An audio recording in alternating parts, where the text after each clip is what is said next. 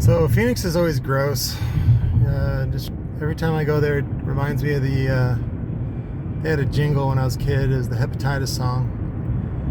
Say, hepatitis is a sickness we must learn to recognize.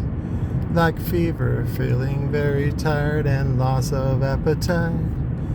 Your tummy hurts, you feel real sick, you will not eat a bite. Sometimes your eyes are yellow when you know they should be white. So wash your hands after going to the bathroom. Wash your hands after changing baby too. Cause we don't want you to catch hepatitis in Phoenix. And we don't want hepatitis to catch you. Who? You!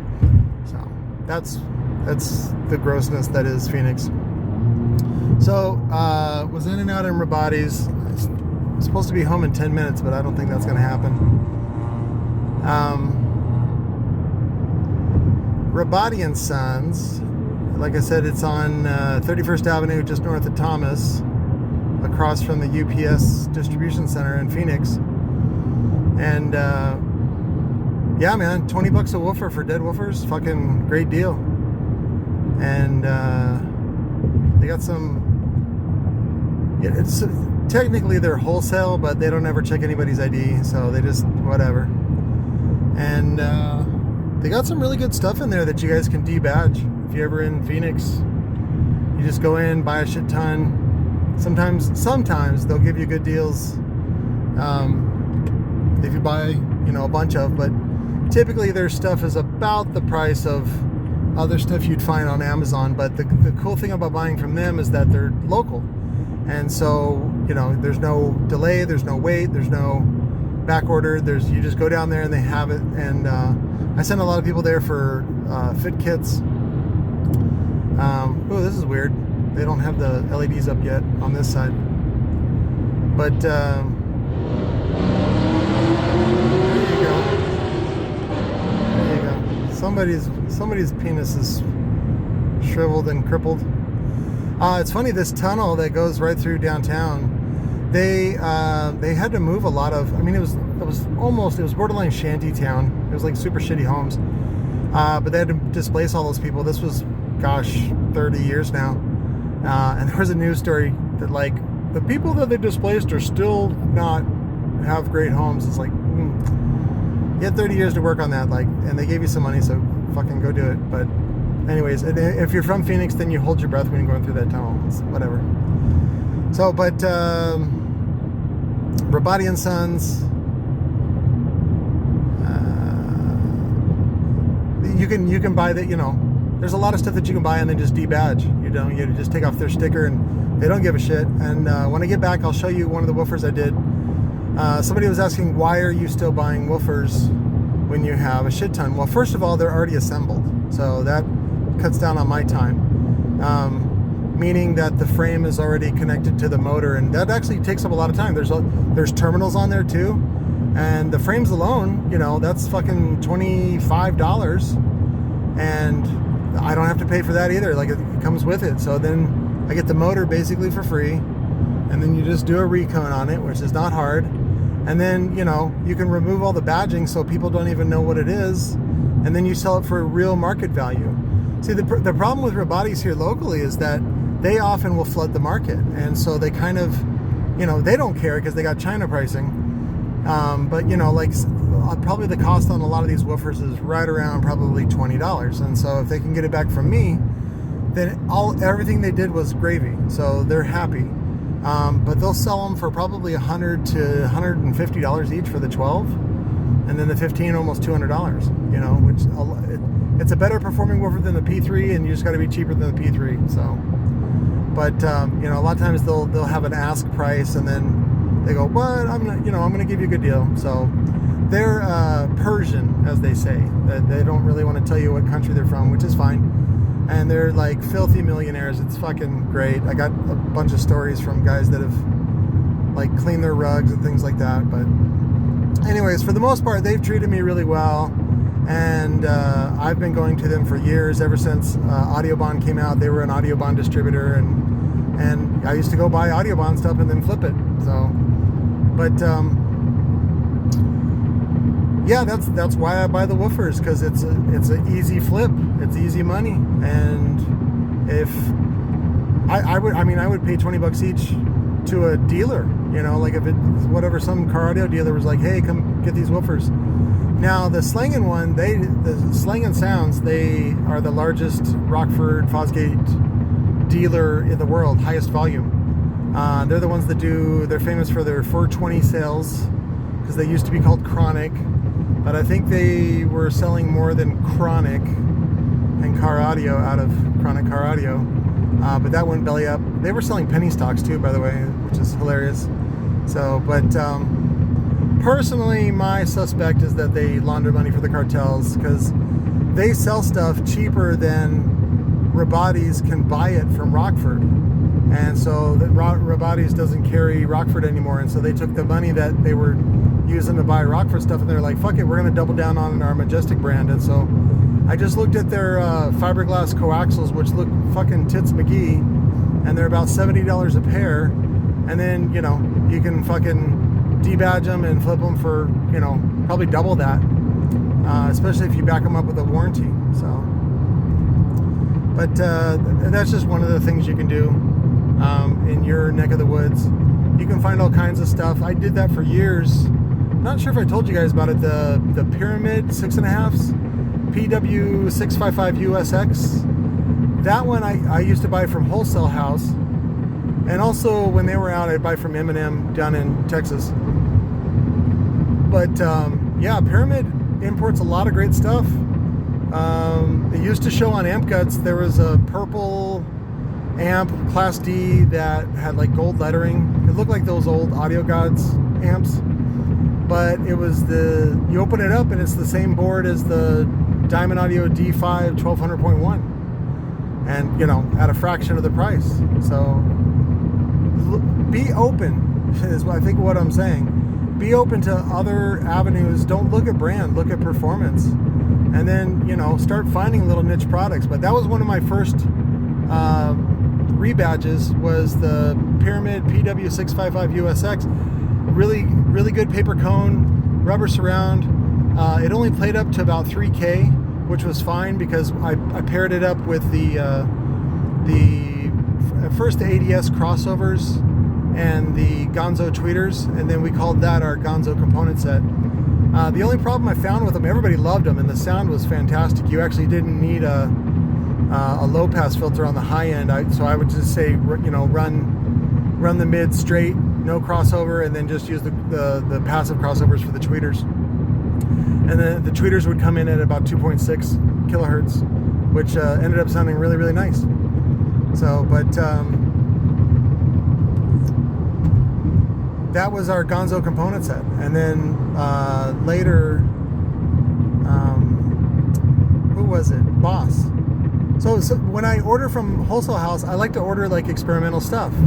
And my rep finally, oh shit, I forgot her name. I worked with her for years at Wholesale House. She was really good, but they let her go. I guess she was at the top of her market, and then they changed their policy at the Wholesale House, and now I don't use them because to me, they kind of suck. So, but they're good. They're good to start with, and then, of course, the best thing, of course, is dead stuff that you get for next to nothing, and then flip. But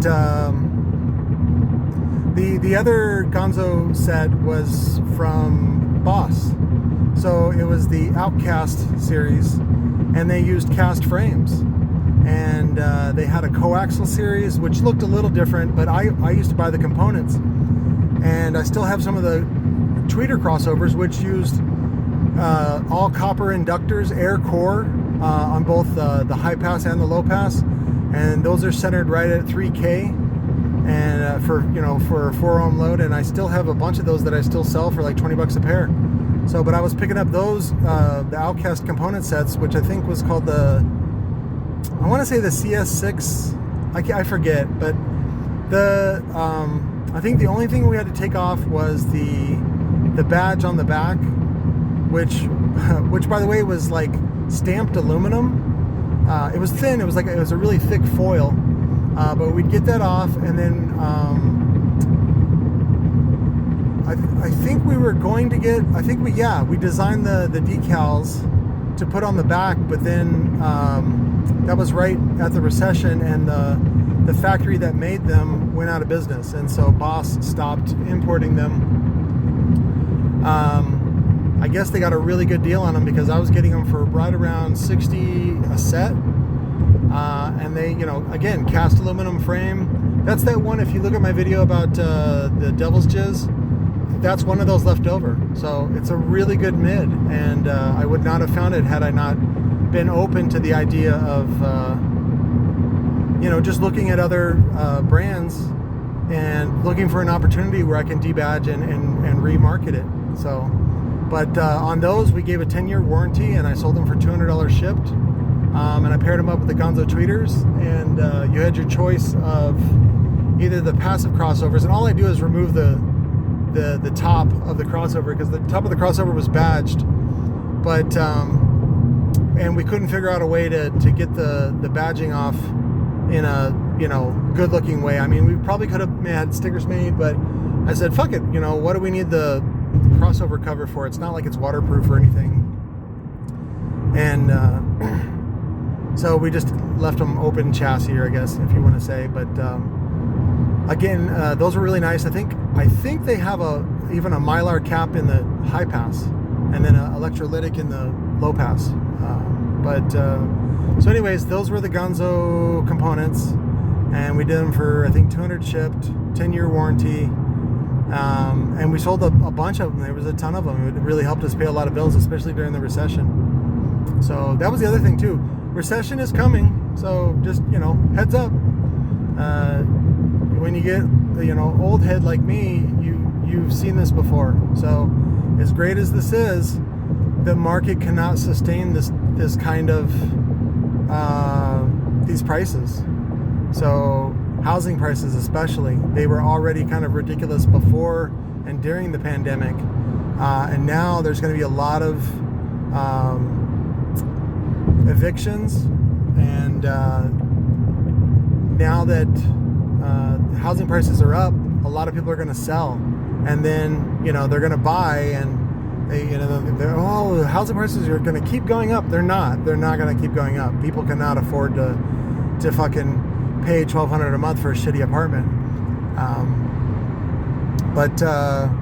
So keep that in mind. Keep in mind that what goes up must come down. And just prepare yourself. And one of the things that helped get us through the recession of 2009 was trades. So, and if you look at the model for Cash for Gold, the Cash for Gold guys, they don't make their money on the price of gold. It doesn't really matter what the price of gold is, because they buy at 45 cents on the dollar. So if you bring in a gold necklace that's worth, let's say, $500, they're going to give you about $200 for it. Right? And if you're desperate and you need the cash for gold, right? It doesn't say spot price for gold, it says cash for gold. And so then they're going to give you $200 and you're going to say, okay, bye. And so then now it's up to them to then decide whether or not they want to sell it at spot price, and then they can speculate whether or not the price is going to go up or down if they want to maximize. Typically, those guys do such volume that they don't give a shit because, they already made their points by buying it for so cheap. So, but you can do the same thing when you flip. So for a while there, we were buying whatever iPods. Remember iPods? Remember Zunes? But we were buying iPods for let's say they would go for $100 on Craigslist. And you just do your market research, because when you go into a pawn shop and try to sell something, that's all they do. They go, hey, these are going for $100 on eBay right now, and then that's where the pawn shop will usually buy it they'll try for 30 cents on the dollar, but typically you can get them to sell it 40 cents. But you just do the same thing. So this is how you can make a steal. You can steal a sale away from the pawn shop, which is that you offer 45 cents. That's it. That's all you have to do. So if that same iPod goes for $100 on eBay, and the pawn shop is willing to give them $40 for it, you go, yeah, I'll give you 45. And then what you can do then is offer credit.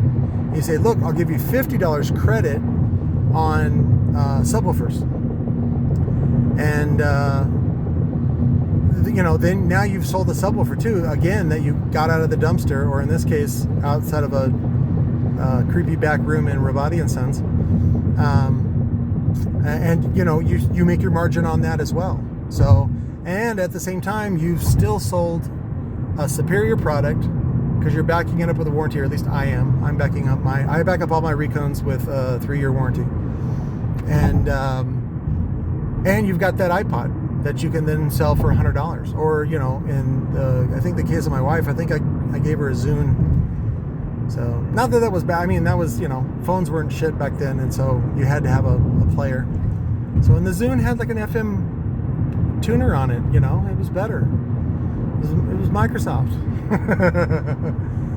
All right, so that bump, they got to fix that bump. It's 11:04 on a Saturday, and I am almost home. But thanks for the car ride. I love you guys. I will talk to you later. Have a good weekend. I'll do my best to come up with a nice sermon tomorrow. I wanted to talk about something, but I forgot it at this moment because I'm trying to focus on driving, right? Because I'm using this phone not hands-free, I guess just with one hand. So, but I'm not really looking at the phone. If you notice, I'm just staring at the road, trying to focus on traffic. But I love you. I'll talk to you later.